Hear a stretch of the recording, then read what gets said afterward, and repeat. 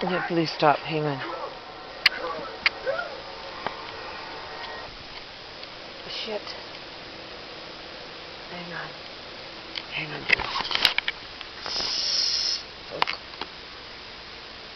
Okay. This is bad. Alright, you guys.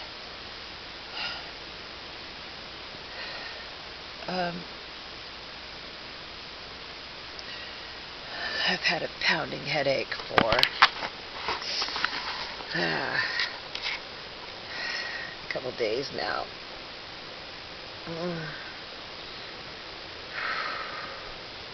I think it's interesting to note we just received a call from Steve.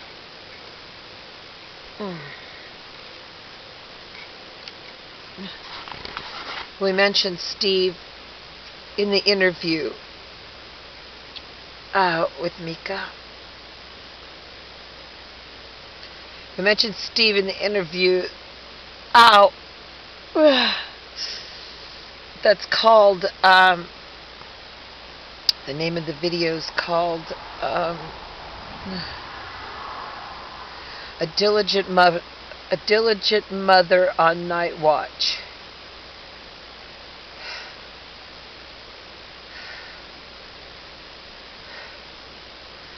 Okay.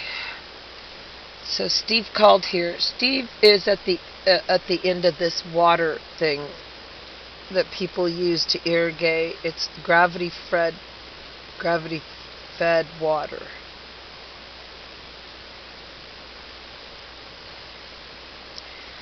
And we were wondering, because usually he has it off by this time of the year. We knew something was wrong. Fuck, it feels like I dislocated my shoulder again. It's not dislocated, but everything hurts. All my injuries, my left wrist. That's why my wrist is always wrapped. Sometimes I take it off. It was getting better, because remember I was playing piano without it towards the end of the summer. But smoke makes injuries hurt. Old injuries. And now my right hand is being affected. Oh, fuck. And my shoulder. And my whole body fucking hurts. Okay, so Steve called, and he was mentioned in that interview that I said. And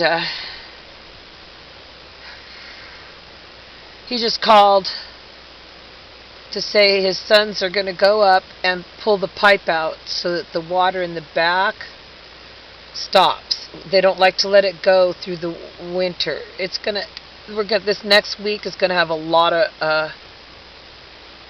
of rain, and so they don't like to keep that running because it can overflow into everybody's houses. Blue, please stop. Fuck my fucking shoulder.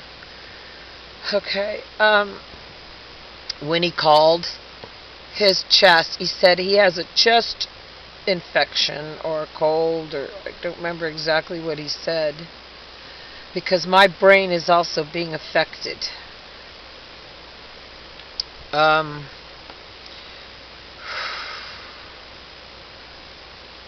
I think we should make note that his chest is all fucked up too. And he is on the other side of that house where we were talking about the people are squatting. And there's some bad shit coming from there. I just about feel like I cracked my tooth. I was biting so hard on my jaw. Okay, so in other words, I'm pretty fucked up. So, look, I'm gonna, I am gonna post this. Fuck. I'm gonna post it. I know it's bad. People don't usually do this, but this is raw reality. And I want you to see my downfall. And then when I leave, see, here's the problem. I'll leave with my lungs are better today, but mine were from smoke. He said he was sick, and he sounded worse than me. So mine's not infected. I can see it's dry in there. Mine's just kind of, well, if it was burned, it would be seeping. So I think it didn't go down into my lungs all the way, even though my chest it has less expansion. I have more expansion. My lungs feel more elastic than yesterday, so I am healing. I have I have windows open because right now there is no smoke, and it's been raining. So any of those of you that know my email address, as the rain falls, yada yada yada, right? There's a reason why I did that, why I wrote that. I established that email address in the midst of this. Okay? I've been using the email and the YouTube since 2018. And we were in the middle of some of the worst of this stuff. And it took me a year or two to learn how to, how people function on YouTube and even the internet, because I don't use Facebook or anything like that. So after then I started my channel. I started my channel right away. But I started posting about 2 years ago when I got Blue. I started posting.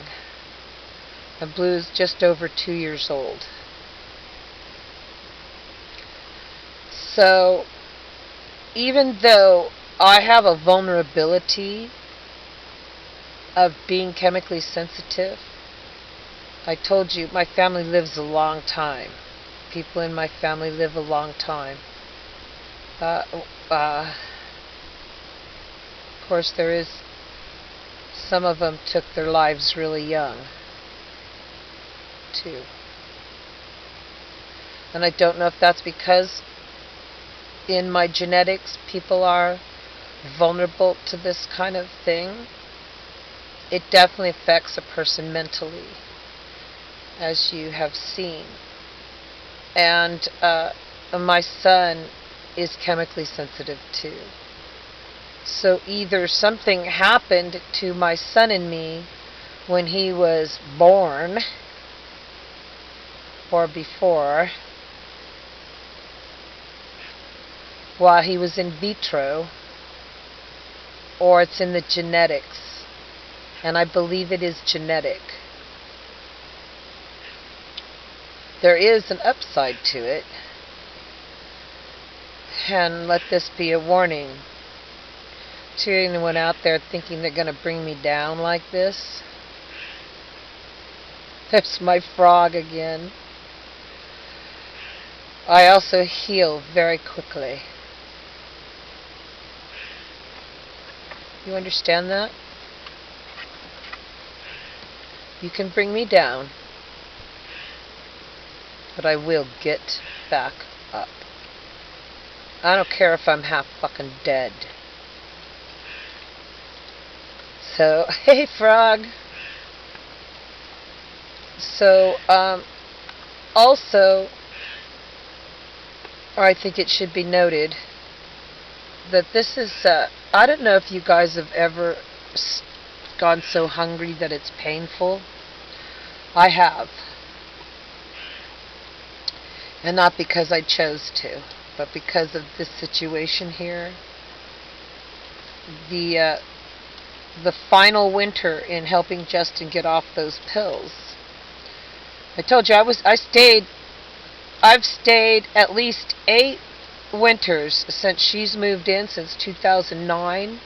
I have stayed in my vehicle in town and used the local YMCA to do my showering, and I'd work out and just sort of hang out there. But when COVID hit, I don't know, something told me to start this tent. I started this tent the summer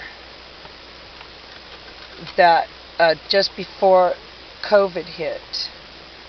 Something told me I wasn't going to be able to be out there anymore. And but I was living in this, and it was 2 sticks and some material. And I was living in here with my dog, who was very old, and he was suffering. My very old dog, Max, suffered the last few years of his life. He suffered along with me in homelessness. But the last few years of his life, he went through hell because he was so old. And what they were doing is torture. So I do think, though, that what I'm trying to show people is the psychological effect of this as well as the physical effect of it. And I'm guessing that my physical is probably healing a lot more than my mental. I'm guessing mentally I'm becoming, I don't know, but I will be seeking out psychologists to speak with. I won't be taking any psychological meds because I am completely sound of mind. But I do want to document all this because I do believe I have the same kind of post-traumatic stress as a soldier who goes through war. And it's been prolonged. Something I have that one winter that I was going back and forth, I was so poor. I had to spend so much gas going back and forth because I couldn't just leave my son's medicine with him. I had to help him taper, so I could only leave him enough for maybe a day or 2 because, you know anybody who's going through that, if you leave him a lot, he'll use it. So I was spending a lot of money on gas, driving back and forth, and I didn't have any money for food. So I started going to where the homeless went to eat. One Thanksgiving, I was out in my tent, in my car, my vehicle, and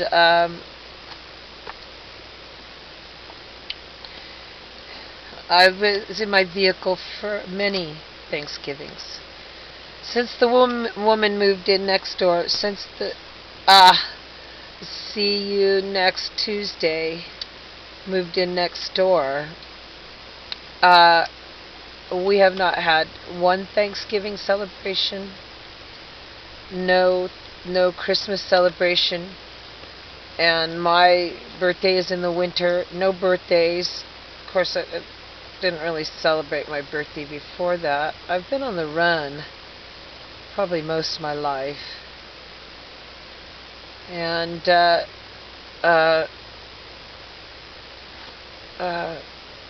damn, my head hurts.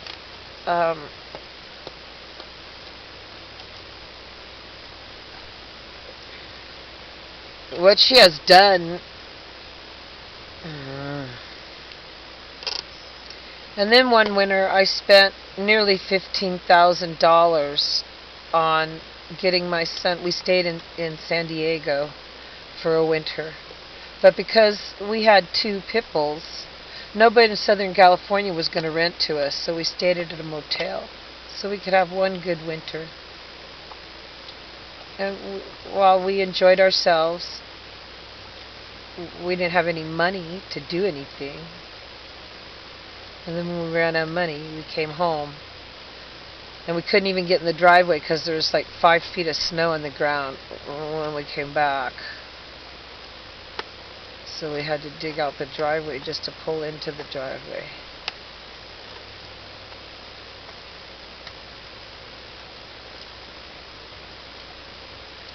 And then once in Reedsport, Oregon, it cost us about $3,500 to move.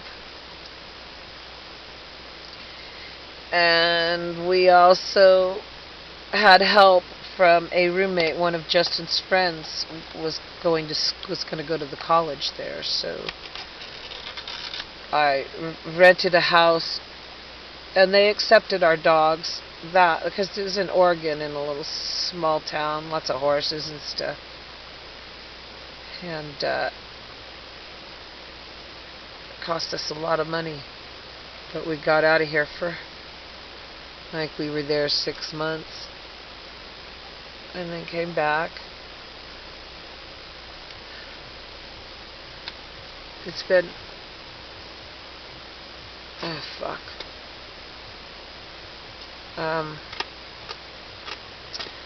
Okay, so note that Steve's lungs are fucked up, and they were burning really nasty stuff next to him too. It's these 3 houses. One of the 3 houses that we have mentioned that are involved with this, it's like a triangle, and he's on the other side of them. Now, they don't get it as much as I do because I'm in the middle of the 3 houses. But what's been going on there is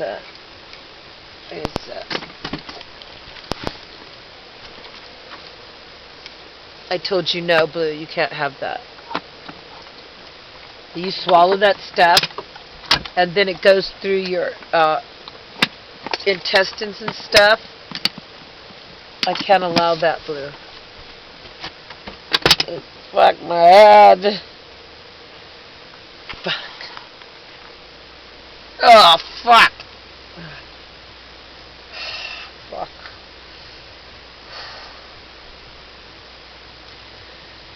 My lungs are healing, but my head. Fuck. Okay, but I think that, you know, people say, oh, the winter time people get sick more because of the cold. I don't get sick from the cold. Okay? I have a couple friends that do those, so I know it happens, but I love the cold. Because when I get, you know, lots of exposures, that cold air in my lungs helps. But some people, they don't like cold air in their lungs. They say it hurts. There have been times where the smoke was so bad when we were all hovered in Justin's room that Justin discovered this, by the way. We started freezing ice. We put water in little plastic water bottles and freeze them, and then put them in a pillowcase and stick our heads in the pillowcase to get cold air in our lungs. That's what we were doing when we were trapped in his room to breathe. We were freezing water and breathing ice to help our lungs. And also there was that doctor, was it Fleming, who started using antibiotics for people who had tuberculosis and lung problems. And this was back in, I don't remember, 20s, 30s. I don't know, I could be way off on that. But probably back when, you know, things like there was only black and white films, or maybe even before films, because it was, you know, when we first got antibiotics in the United States. I know they were using them in Europe before us. Anyway, his treatment was keep the body warm, which I'm doing. I'm keeping my body warm with a little heater here. Look, I got this little heater right here, and I'm letting it go up under the blanket to keep my body warm. But they would put their beds by windows. They bought property and made cabins in a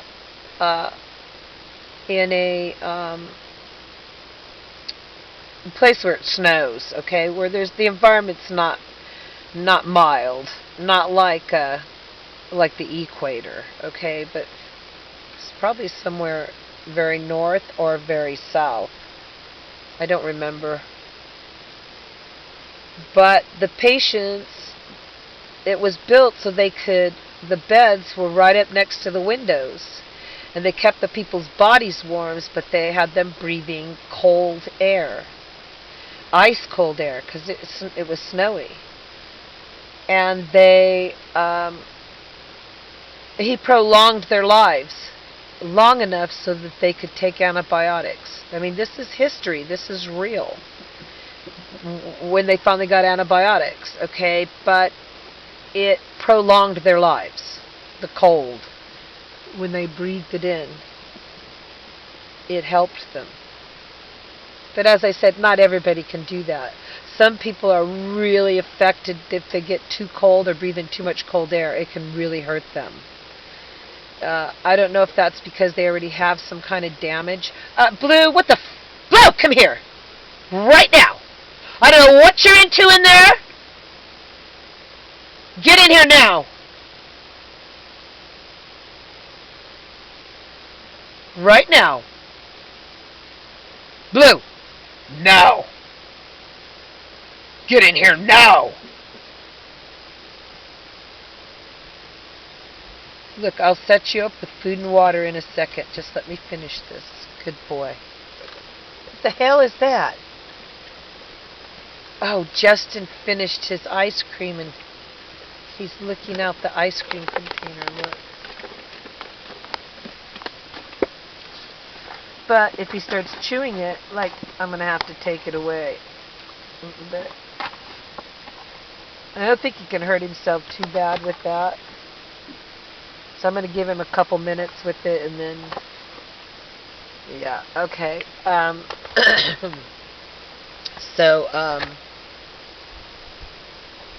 But one thing to note on the psychological aspect of this, my stomach got really messed up from the smoke, and I've been so laid out I can't get up and cook, and I can't afford to go out to eat. I mean, there's one cafe, okay, that side cafe. There's a video about that cafe, too, in the summer with all the hikers from all over the world. They hike the Pacific Crest Trail here. And this is a problem. God damn it. Fuck.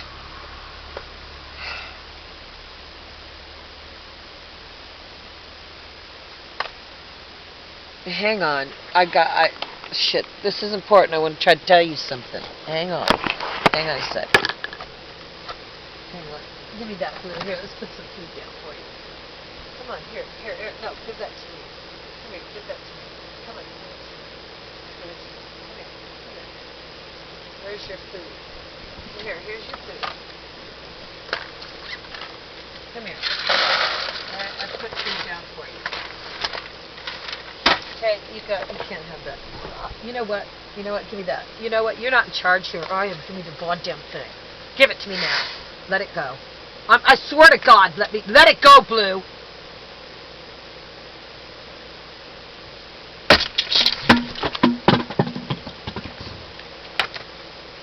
You have food down.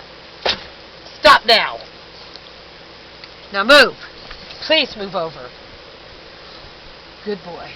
There you go. There's your food. Oh my God. That took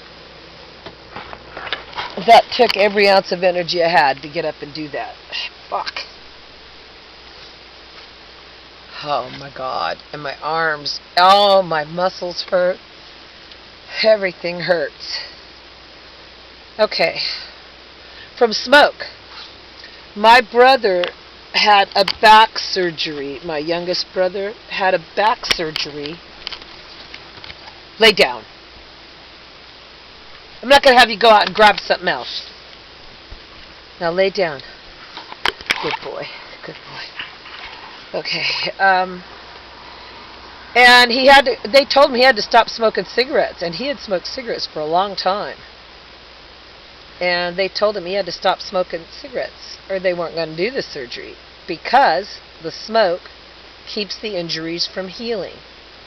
And then when the smoke comes, I told you, it's causing my body to hurt.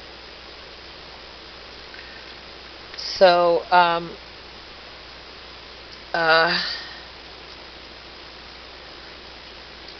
Blue, what are you doing? You have food. What's the deal? Don't, here, you got something. You got something. Here, come on, let me have that piece of my hair hanging out of your mouth. Yeah, I don't think hair isn't good for these guys either. Anything that could get in and mess up their intestines or whatever. The number one thing that with this breed, the Labrador, he's a mix, but the Labradors have issues. They get into things, and that usually is their demise. The number one way that this particular breed dies, because they get into things.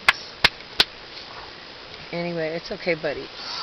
You want me to scratch your ear? You want me to scratch your ear for you? Oh. Okay. Anyway. Oh, God, it hurt. Blue, you gotta stop. Dude, I'm in too much pain. I'd love to play with you, but don't. Here, what's going on here? Has you got something? I've been down. I haven't been able to give him the attention he needs. So it's affecting him, too. Remember I told you he's been acting up real bad? Yeah, because I can't get up and do the things I'm supposed to do with him, and, you know. Okay, so I haven't been able to get up and cook, and my son does a lot of the cooking. He hasn't either, so he's been living off crackers and cottage cheese, and although I've had a few of them, I can't,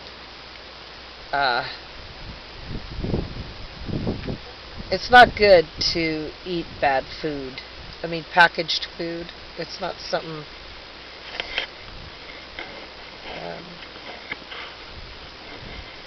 Anyway, all right. So, and then when I was homeless, when I was staying in the vehicle, I went that Thanksgiving, and I got some food, and it was terrible. But the church was doing the best they could. They had a bunch of mashed potatoes that were lumpy as hell, and some gravy that was okay, and some dried turkey, and some dressing that was like half still, like the crumbs hadn't even been mixed in, but still it was food. So I ate a little bit, and then I asked him, I said, you know, it's Thanksgiving and there's a lot of people who can't get to this end of town. And you guys have lots of food. It's just going to go to waste. Why don't we start delivering it? And so they were like, oh my God, that's a great idea. So me with my vehicle and another woman from the church who had another SUV, we started delivering all that food to the homeless people until it ran out, till we used it all. And we prepared and delivered over 100 to people that living in parking lots, trees, and then we started taking them to people who were in motels that they let people who don't have a lot of visitors, shut-ins. And so we delivered it to them too. It made a lot of people really happy. But then I went to try and get commodities that they give to the homeless. And not only could I not cook because I was staying in my vehicle, but a lot of that food is like stuff I probably shouldn't be eating because I'm sensitive. So I starved that year. And I don't know if any of you guys have ever, not because you're trying to diet or fast or anything, go so hungry, it hurts. It hurts to be that hungry. Well, it's happening again because I can't get up. And I think the psychological part of this is I'm going to have to stop because my dog's just not going to stop. Blue, come here.